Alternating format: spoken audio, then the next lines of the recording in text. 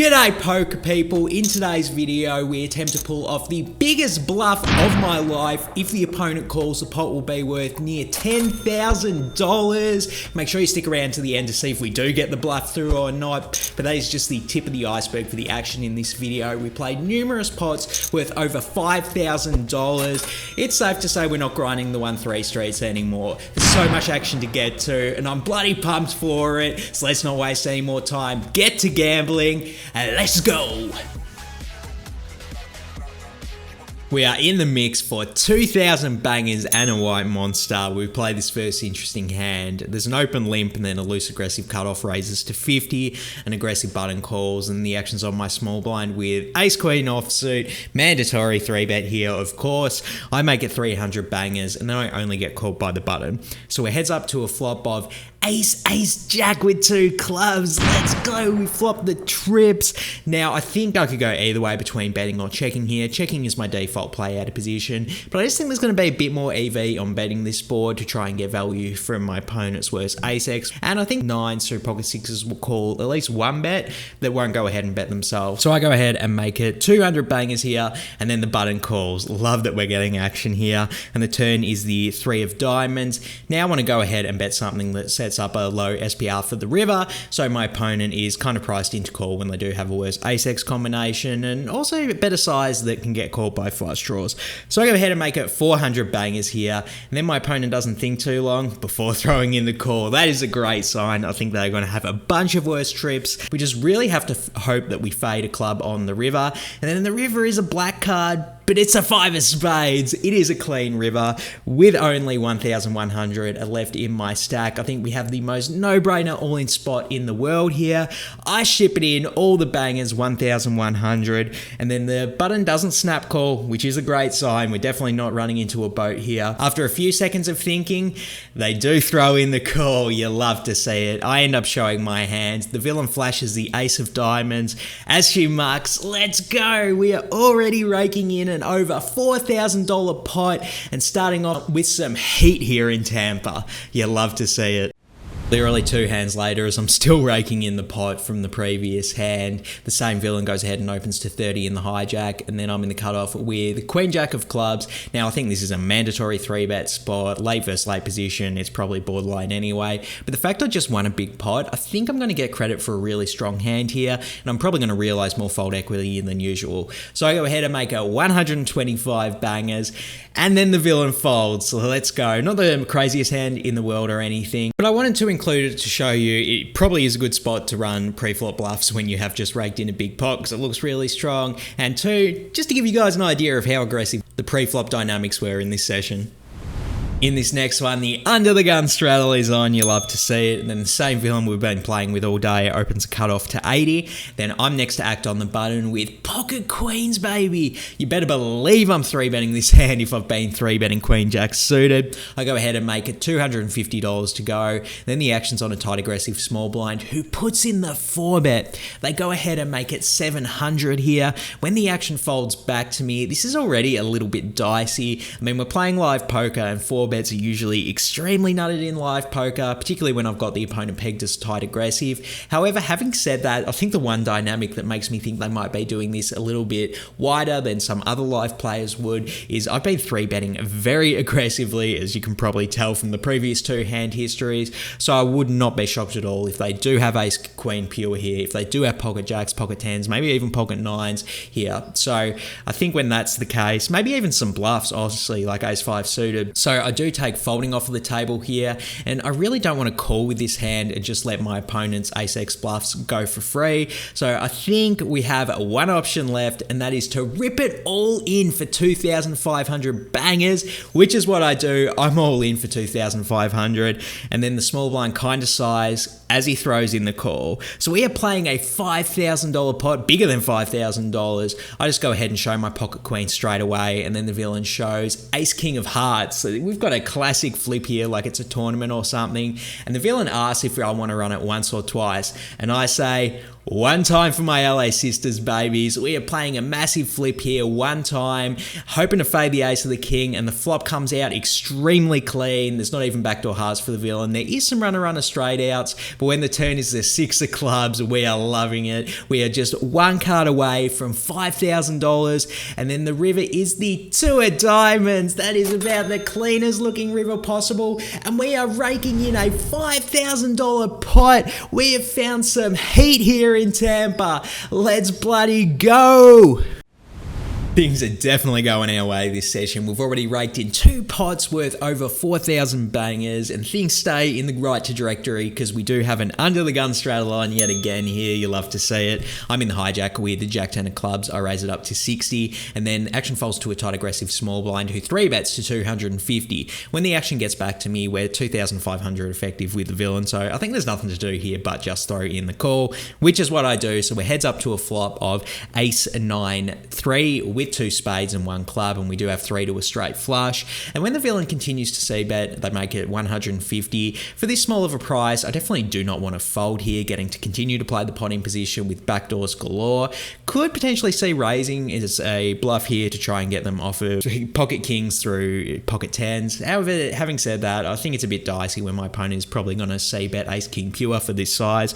So I just decide to throw in the call and take a turn, which is the queen of hearts. Let's go, giving us the open-ended straight draw. Then the villain checks it over to me. Now it is very tempting to start bluffing here, particularly since we picked up so much equity. However, I do think that would be a bit of a mistake. I probably will be able to bluff them off of pocket jacks, pocket tens, but having said that, we do block that with our hand ourselves, and I think the opponent is going to check a lot of ace X, planning to check call, potentially thinking that I'm an aggressive opponent and going to bluff a lot. So I'd rather just check here, try and get there on the river, and then go ahead and value bet against that stronger range, or maybe bluff if they show weakness on the river. So I do check it. We're taking a river, and the river is the 6 of spades, so we do not get there, unfortunately. But the villain does check it over to me. Now we absolutely have the green light to go ahead and bluff, particularly when the front door flush gets in. Even if my opponent has an ace X, I think they're going to be pretty hard pressed to call a reasonable size bet. And of course, pocket kings, pocket jacks, pocket tens are just going to snap fold. So definitely going to go ahead with the bluff here. I decide to make it 600 bangers. Then my opponent is in the tank 30 seconds. I know they do not like this river, and I know they think I'm a bit crazy, so some potential we get hero called here, but after the 30 seconds, they do fold, and we're raking in a bluff. Things are going well for us today. Let's go. Next hand, we've got the straddle on yet again, and I know, because it's me, I'm the straddle baby. And the tight aggressive villain, the same one we won the flip against with pocket queens, opens to 75, middle position calls, and then I go ahead and peel pocket aces, baby. Holy crap, this session is going so well. If I've been 3-betting all session, you know I'm 3-betting this one. I actually decide to go ahead and make it my lucky number, 420 here. Want to use a larger size just because I don't think I'm going to get much credit, and we are playing out of position. I make it 420, and then under the gun calls, and the other player folds. So we are heads up to a flop of queen 10-6 with 2 hearts. When the action's on me, I think it's interesting whether we want to bet a small size or just check it here. Ultimately, I do decide to go ahead and bet, and it's just because I've got my opponent labeled as tight aggressive. I think they're a little bit less likely to stab at this board if they do have like pocket 7s or pocket 8s. So, and those hands will probably call a small bet. So I go ahead and make it 300 here, and then things get interesting because the under the gun actually raises to 800. So very small raise here, and there is some concern because my opponent is probably going to have all of the sets on this board as well as queen 10 suited. Having said that, it's such a wet board. If they did have a combo draw with like ace jack of hearts or any ace X of hearts, honestly, we don't have the ace of hearts in our hand. I think they might take this line as well, and not totally impossible that they did trap with, quote unquote, trap with pocket kings pre-flop, and now they're trying to raise it for thin value. Ace queen could do the same thing, king queen could do the same thing. So I think we absolutely have to continue with a call here. Going to proceed with a little bit of caution though if my opponent keeps up the aggression on the turn. So we are off to a turn, which is the 8 of spades. Jack 9 gets in, I suppose, but not much else. So I check it over to them, seeing what they they go ahead and do, and then they check back. So we're absolutely loving seeing that. Almost definitely have the best hand when my opponent does that, until the river's the queen of spades. So now we do lose to that ace queen, king queen type of stuff, but the SPR is very low here. I have a little bit under 1.7. The pot's over 2,500 bangers, so it is a little bit tempting to rip it all in here in case my opponent does have pocket kings, in case my opponent did raise with pocket jacks or 10x on the flop. And if they did that with those type of hands, I think they will have done that with, you know, in the back of their heads that they were trying to induce bluffs, like I float on the flop to a small raise because I have ace king. So it's very tempting to rip it all in. I think it might be just a little bit too thin because my opponent probably has ace queen offsuit pure in their range as well as king queen. Like, we're just going to run into the nuts sometimes when we do this. You know me though, things have been going my way and maybe I have a little bit of winner's tilt. I go for the thin value here. I rip it all in 1,680 and then the villain snap calls. Well, shit, that is awful news. We know exactly what that means. I ask him, you have a queen, don't you? And he shows the king queen of diamonds. Oh, what a sick river. The villain is raking in this 5,890 pot, and we get cooled on the river and lose the maximum from the way we played it as well. Damn. So we do pay a little bit of a receipt there, losing the $6,000 pot, but, you know, we ran good at the start of the session, so I'm not going to complain. On to the next one. I'm under the gun with pocket kings. What a way to move on. We wake up with another premium. I make it 30, and then the same villain from the previous hand calls next to act, so we actually do go heads up to a flop of Jack 4 deuce rainbow. Now I think this is a good spot to stick with my default strategy. I think it's a little bit more likely that the villain is going to stab on this board when we are heads up and the pot's a lot smaller and he has to commit less money. So I go ahead and check it over to him and he checks back. So we see a turn which is the 9 of clubs. Now I definitely want to go ahead and bet here. I think if the villain either did check pair back on the flop or they did turn a 9, they're going to call a pretty hefty bet here. So I decide to size it to 60. Then the villain throws in the call. So we like getting value here. So we're off to a river which is the 5 of diamonds. Now the action's on me and I actually want to continue putting in a big bet here. I think if my opponent does have a jack or a 9, to bluff them off of that hand, I would probably need to go something like 300. So the inverse of that, when we do have a value hand, I think we can get a little bit greedy here. I decide to size it to 200, trying to get value from a jack or more likely a 9. And then the villain is in the tank about 30 seconds or so before actually raising to 600, which I was pretty surprised to see. I didn't really expect to get raised here, but I'm thinking about what could the villain possibly have? And I mean, pocket 9s is jumping out as me as a very likely hand that my opponent probably has pure. Pocket 5s wouldn't totally shock me either. I guess if I did bet big on the river thinking that my villain can have some jacks in their range, they could have turned jack 9 for 2 pair, and I don't really give my opponent credit for trapping with any sets on the flop. I think they're just going to bet those when we are so deep stacked in this pot. So it's a little suspicious. Are they bluffing with king queen, queen 10? Maybe they could be bluffing with those hands, but in game, you know, very slight overbet, but I did overbet the pot on the river. And how often do you see people raise as a bluff when you overbet on the river? So I just stick with opponent tendencies and decide to fold my hand. Looking back though, that line is a little bit suspicious. Next up, we have a $20 under the gun straddle on, and then the under the gun player raises to 50. A loose aggressive hijack 3 bets to 175. When I'm on the button and I peel ace king offsuit, with how aggressively I've been playing, this is a mandatory 4 bet here. I decide to make it my lucky number 420. Want to go a bit smaller, but getting to play this pot in position, and then we only get called by the hijack 3 better. So we are heads up to a flop of queen, jack, deuce with 2 spades. So we do have a gut shot to Broadway. When the villain checks it over to me, I definitely want to go ahead and start stabbing at this board. We have a really good equity against any of my opponent's single pair hands. I need to start representing a strong hand to get them off of any pair if we want to get them off of any pair at all. So I go ahead and make it 250, and then the hijack does call. Then the turn's a 7 of clubs and they check it over to me again. I definitely want to continue bluffing here to try and get them off of those weak pairs. So I decide to make it 600 bangers. Then the opponent doesn't think too long before throwing in the call. So really do not like that. And then hopefully we can get there with an ace king or a 10 on the river. Offsuit version of those would be great as well. And then the river is the 8 of spades. So that is an onsuit, not one of the cards we needed. But then the villain checks it over to me again. Now I think we have a really interesting spot because we have 3,500 effective in our stack, and it's a little bit dicey to rip it all in here. I think my opponent could easily just have a flush or maybe 10-9 as a straight. But the thing is, they are going to have a lot of Queen X in their range, Ace King, King Queen suited. But also, this opponent's favourite hand is Jack 9, and they are going to have Jack 9 pure here as played. They're going to 3-bet Jack 9 offsuit because it's just kind of a meme and it's a fun hand to play and it's their lucky hand, so why wouldn't they? Kind of like my lucky hands pocket aces, this is Jack 9. So I do think they are going to continue, particularly when I bet small on the turn on such a wet board, they are going to continue floating with a bunch of those Jack X, with a bunch of those Queen X, and of course those hands are not going to be able to call off if I go all in for $3,500 into a $2,600 pot. So I grit my teeth and I decide to go for it. This is officially the largest sum of money I've ever bluffed in my life, but I am all in for 3,500 United States freedom dollars. I rip it all in, and the opponent does not snap call, which is a great sign. They definitely do not have a flush here, which we're pretty happy to see. They don't have a straight either. My opponent goes into an extended tank. It was only about 2 minutes when I looked back on the phone, but it felt like about 2 years.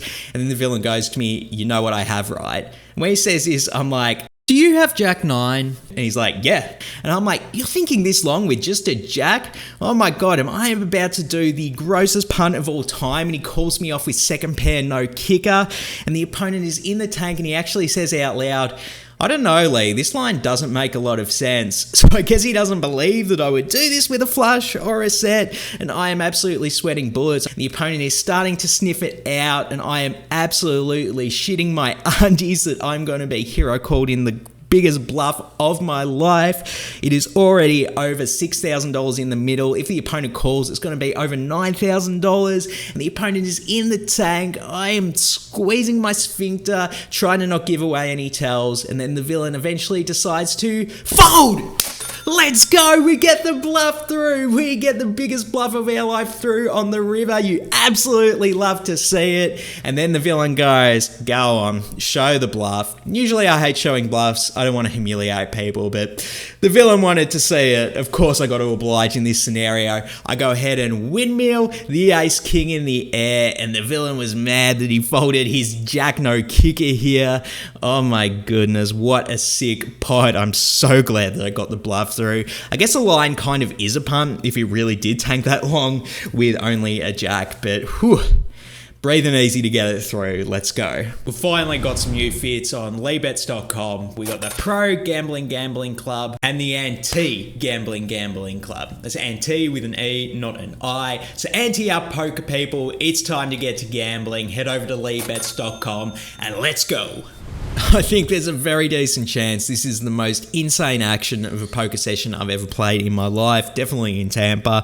And things don't exactly cool down from here because the same tight aggressive under the gun play we've been going to war with this session goes ahead and opens it to 30, then an aggressive cutoff calls, and I'm in the big blind with pocket queens, baby. Let's go, another premium.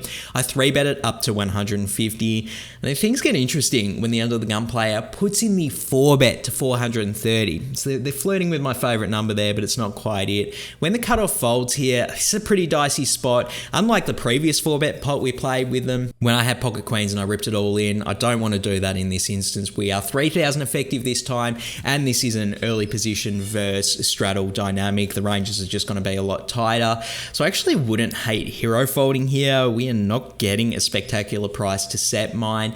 Having said that though, it is somewhat possible the opponent is doing this with Ace King pure that we are going to be ahead of. So I do decide to throw in the call here. I wouldn't hate a hero fold though. Whatever the case though, we are heads up to a flop of 9-4-3 with 2 diamonds, 1 heart. I check it over to the villain and they check back, which we love to see. Definitely think that it's very likely that they just have Ace King now. So when the turn's the 2 of hearts, I do want to go ahead and bet here, mostly for equity denial. Maybe we can get looked up once by Ace King. So I decide to go ahead and make it my lucky number, 420. In all honesty though, I think I need to stop just randomly betting this side in spots. I think betting something closer to 300 will probably be a bit more efficient. You can get called by Ace King a bit more often. So they do throw in the call actually. So we're heads up to a river, which is the 10 of spades. I check it over to the villain, mostly trying to induce bluffs and see what they go ahead and do. And then they do bet 600. So pretty small bet relative to the size of the pot. And if I checked it over to induce bluffs, I really can't be folding in this spot. So I do throw in the call, and then the villain shows me pocket kings. And then I'm kicking myself for the entire way I played this hand. Could have hero folded pre-flop, and the river bet, I mean, it's a good price and everything, but if he is checking back all of his better overpairs on the flop, yeah, maybe I can exploit fold here. Let me know how you'll play in the comments below. So this next hand's a fun one. It's actually against the same villain that we played in, that we bluffed with the ace king. So I'm in the low jack with king two of hearts, open up to 30. This is definitely too loose. Whatever the case though, we get called by the same tight aggressive hijack who we've been playing with all session, and then the big blind loose aggressive player who we bluffed calls as well. So we are 3 ways to a flop of king 7 deuce, baby, with 2 clubs. We are picking up some heat, still smashing flops. When the big blind checks it over to me, definitely want to go ahead and bet this hand, particularly with our aggressive table image. I go ahead and make it 50, and then the hijack folds and the big blind calls, and then the big blind screams out deuce. So he's calling for a deuce to give us a full house. We would love to see that. And then the turn is the 8 of spades. There's not a deuce, unfortunately. When the villain checks it over to me, I ask him straight up, what is the largest amount of money a deuce will call here? And he says, I don't know, 140. So I go ahead and bet 135, just trying to be a bit funny. I don't actually like this bet sizing in a vacuum, in all honesty. I think betting something like 200 will be way better, just because he is going to have a bunch of king X hands that can call. I'm just kind of going along with the meme at this point, which are not the highest EV thing to do. Whatever the case though, I bet 135, and then unsurprisingly the villain does call. So we are heads up to a river, which is the 5 of spades. Pretty brick to me. When the villain checks it over to me, I think this is like a mandatory spot where we want to go like 500, 600 even if my opponent is planning to check call me all the way down with a king, which I think they might be pretty likely to do after I just showed them the giant bluff. They are probably not going to fold to just a giant bluff here, so we just need to maximize value when we have the nuts. Again, I go ahead and monkey bet 420. Like, I know it's like a funny meme and everything, but it's just like a compulsive behavior now, and it's just resulting in me leaving money on the table. Whatever the case though, I make a pretty boneheaded mistake and bet 420. And then the villain snap calls, which isn't that surprising at all. I go ahead and show my hand, and then the villain shows 8 deuce suited. So, oh my god, we definitely left money on the table here. There's no chance he is folding to a 600 bet. When I'm looking this aggressive, when he has a hand as strong as 2 pair, and I am just absolutely kicking on myself. I need to get out of the habit of betting 420. It's not always going to be the best size to use. Usually isn't.